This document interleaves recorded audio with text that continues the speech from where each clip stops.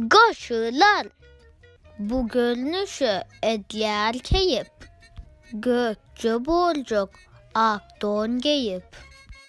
Oy düzlenni, yap gizlenni, uzayıncalar tekizlenni.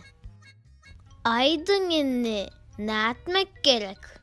Önemlice etmek gerek.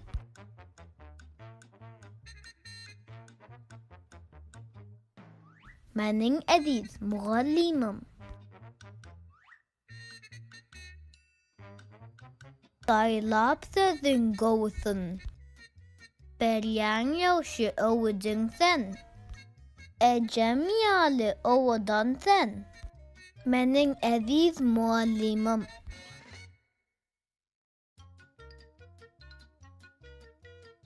Defter kalam elindedir. Süyücü sözün dilindedir. Şan şöhratın iyilindedir. Menin aziz muallimim.